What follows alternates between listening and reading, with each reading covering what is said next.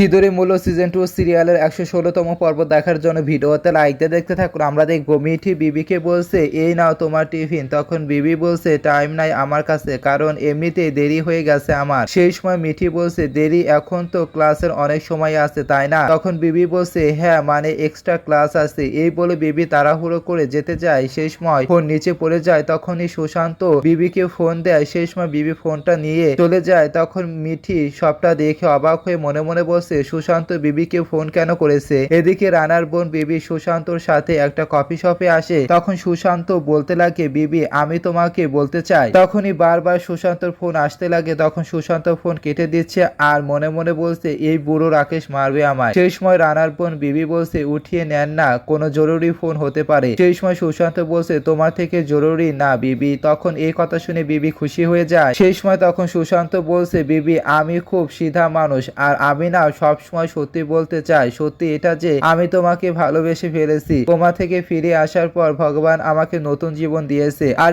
এই জীবন না আমি তোমার সাথে কাটাতে চাই। কিন্তু সমস্যা এটা যে তুমি তো জানো আমার আর মিঠির একটা সম্পর্ক ছিল, এটা না তোমার আমার মতে সবসময় থাকবে। আমি তোমাকে না আগে থেকে চিন্তায় ফেলতে চাই না বেবি। ব্যাস আমি এটাই বলতে চাইছিলাম, আমি যাচ্ছি। এই বলে চলে যেতে যায়। তখনই বিবি সুশান্তের হাত ধরে বলছে যদি আমি তোমার জন্য চিন্তিত হতে চাই তো। সে সময় তখন সুশান্ত মুখ ঘুরিয়ে মুচকি হেসে মনে মনে বলছে মাছ জালে ফেসে গেছে। সেই সময় বিবি বলছে আমার তোমার অতীত নিয়ে কোনো সমস্যা নেই। তখন সুশান্ত বলছে বিবি তোমার ফ্যামিলি তো মানবে না। সেই সময় বিবি বলছে কিন্তু লাইফ তো আমার, আর আমি তোমার সাথে থাকতে চাই, আর আমাকে বাধা দেওয়ার অধিকার কারণে। তখন সুশান্ত মুচকি হেসে মনে মনে বলছে আমি তো গাড়ি স্টার্ট করেছি, মেয়ে তো তৃতীয় গিয়ার আর চালু করে দিয়েছে, এই স্পিডে চলতে থাক বিবি। এদিকে মিঠি বাগানে গাছে জল দিয়েছে। তখন সুশান্ত বেবিকে ট্যাক্সিতে করে বাড়িতে নামিয়ে দিয়ে যায়। এরপর সুশান্ত একা মনে মনে বলছে খুব তাড়াতাড়ি এই বাড়ি আমার হবে। এদিকে মিঠি সবটা দেখে চিন্তার সাথে বলছে সুশান্ত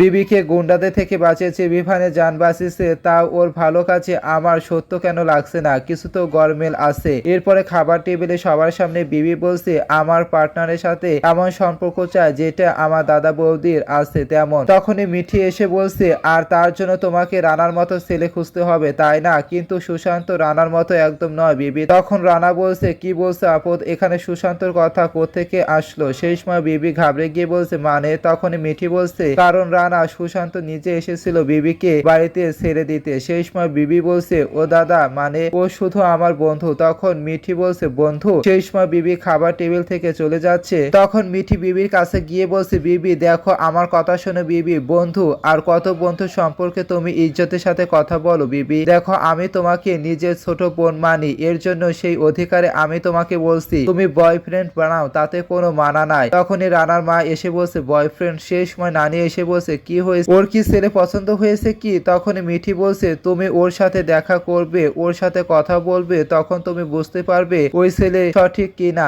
আর সুশান্ত ভালো ছেলে নয় বেবি। তখন রানার মা অবাক হয়ে বলছে এটা কি কথা বলছিস তোরা? সেই সময় তখন বেবি রেগে বলছে মাম্মা বৌদি আমার নামে গীবত করতেছে। আরে আমি এই কথা ভদ্রতার সাথে আমার স্টাইলে বলতে চাইছিলাম পরিবারের সবাইকে, কিন্তু না, বৌদিকে তো সব অ্যাটেনশন নিজের চাই তাই না? সেই সময় রানা বলছে বিবি বিবি। তখন বিবি বলছে দাদা এক মিনিট প্লিজ, আর বৌদি তোমার খুশি হচ্ছে তাই না আমার পার্সোনাল লাইফে তামাশা বানানোর জন্য? তখন মিঠি বলছে না বেবি কোনো তামাশা বানাচ্ছি না, আর তুমি বলেছিলে না তোমার এ কথা সবাইকে বলবে, আর এখানে তো সবাই ফ্যামিলি। তখন বিবি বলছে ফ্যামিলি আমার খুশিতে খুশি হয়, আর তুমি তো চান্স পেয়ে ঢুকে আমার সব খুশিকে শেষ করে দিলে। সেই সময় রানা বলছে বৌদি হয় ওর সাথে ভদ্রতার সাথে কথা বল। সেই সময় তখন বিবি হাততালি দিয়ে বলছে বাহ দাদা। এরপর মিঠিকে বলছে তোমার জন্য দাদা আমাকে বকছে, এই বলে কান্না করতে লাগে। তখন মিঠি বলছে কেউ তোমাকে বকছে না, কেউ বকছে না বিবি, তুমি কেঁদো না।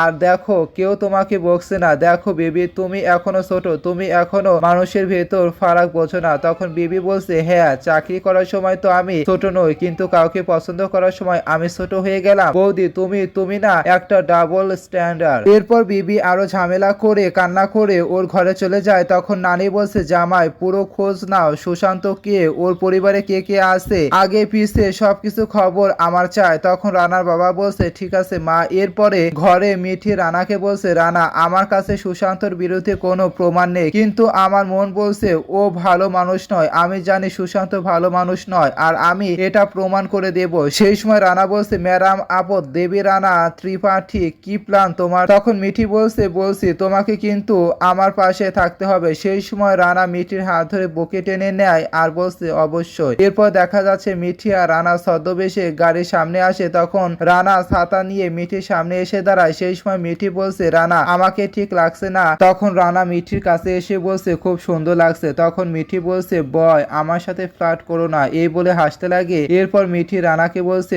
তুমি আবারও আমাকে এভাবে দেখছো? তখন রানা বলছে, উপর থেকে চাঁদ নেমে আসলে দেখতে তো হবে। সেই সময় মিঠি বলছে, আচ্ছা এই কাপড়ে আমাকে চাঁদ লাগছে আর আমাকে নর্মাল শাড়িতে ভালো লাগে না তাই না? তখন রানা বলছে, শান্ত হও তোমাকে সবসময় সুন্দর লাগে। হ্যাঁ এমন কাপড় কখনো কখনো আমার জন্য পরবে। সেই সময় মিঠি হেসে বলছে, তুমি না পাগল রানা? তখনই রানা মিঠিকে জড়িয়ে ধরে বলছে, তোমার জন্য চিকিৎসা করে দাও। তখন মিঠি বলছে, প্রথমে কাজ করি চলো। এই বলে একটা রেস্টুরেন্টে আসে সুশান্তকে ফাঁসানোর জন্য। এদিকে সুশান্ত সে রেস্টুরেন্টে বসে আছে। তখনই রানা মিঠিকে সেই রেস্টুরেন্টের ভেতরে নিয়ে আসে আর বসতে বলছে। তখন মিঠি বলছে, কোথায়? এখানে এই চেয়ারে। তখন রানা বলছে, না মানে বলছিলাম। সেই সময় মিঠি বলছে, বয় রিয়া খান্না মালহোত্রা সিংহানিয়া ছোট লোকের ছোট চেয়ারে হ্যান্ডেল করতে পারবে না। এই রিয়া 3 গুণের বেশি রিচ। তখন সুশান্ত এত রিচ বড় লোকের মেয়ে দেখে অবাক হয়ে যায়। তখন রানা মিঠিকে বলছে, এখানে বসুন। তখনই মিঠি বলছে, এখন রিয়া কোথায় বসবে? এই বলে মিঠি ঘুরে সুশান্তর কাছে আসতে লাগে। তখন সুশান্ত অবাক হয়ে মনে মনে বলছে, এই বড় লোকের মেয়ে তো আমার কাছেই আসছে। তখনই মিঠি বলছে, আমি এখানেই বসবো। এই বলে সুশান্ত সামনে বসে। তখন সুশান্ত মনে মনে বলছে, যদি আমি এই মেয়েকে পটাতে পারি আমি এই শহরের সবচেয়ে বড় লোক মানুষ হয়ে যাব। এদিকে মিঠি মনে মনে বলছে, মনে হচ্ছে আমাদের প্ল্যান কাজ করেছে। তো বন্ধুরা কেমন লাগলো কমেন্টে জানিয়ে দিবেন।